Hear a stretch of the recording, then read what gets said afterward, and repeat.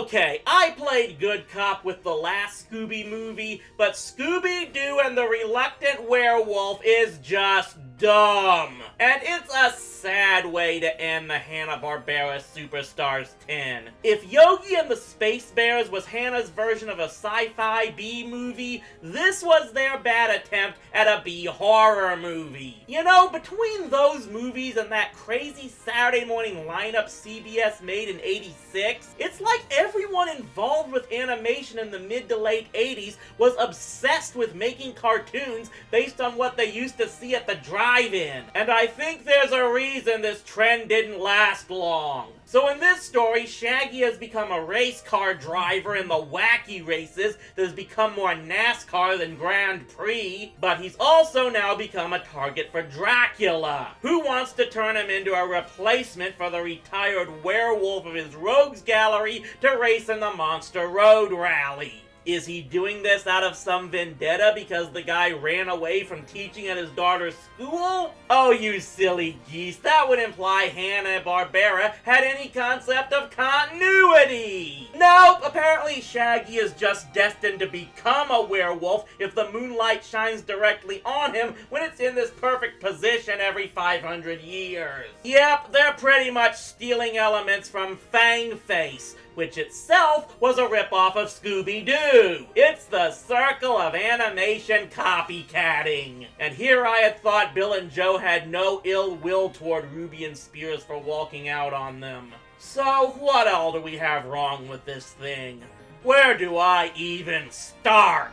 How about the villain's objective? We basically have the monsters equivalent of the Legion of Doom, and they need a werewolf for their gang to drive the werewolf car in their monster road race. Felonia Funk is looking at you and laughing, Drac. There's also this gag in the first act about how Shaggy keeps changing back and forth when he hiccups because, I don't know, he got struck by the moonlight while chugging soda? It's never fully explained, and it never becomes a real part of the plot again. Also, they just up and gave Shaggy a girlfriend in this movie, who has an uncanny resemblance to the heiress's niece from the Top Cat movie. They try to give her a purpose by having her and Scrappy help Shaggy in the race, but it's not like that role could have been filled in by, oh, I don't know, someone else! And yes, let's not forget that this is the third straight movie to give Shaggy a completely different vehicle. In Boo Brothers, it was that truck.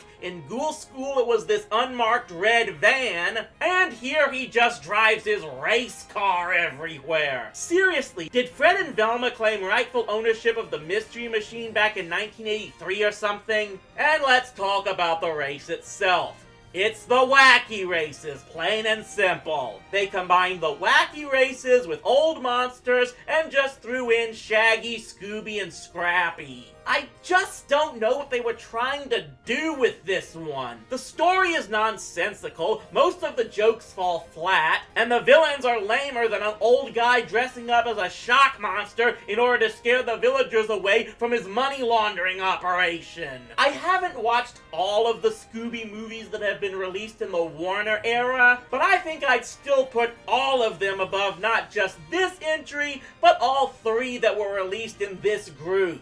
Yes, even the one that put all of Mystery Inc. in a similar racing situation with the WWE Superstars. Ultimately, that's the crazy irony of the Superstars 10. The best stuff Hanna-Barbera put out among these 10 movies involved characters that have since been buried by Time Warner. Yet when it comes to Scooby-Doo, Warner pretty much saved that franchise from HB just completely wrecking it during their later years.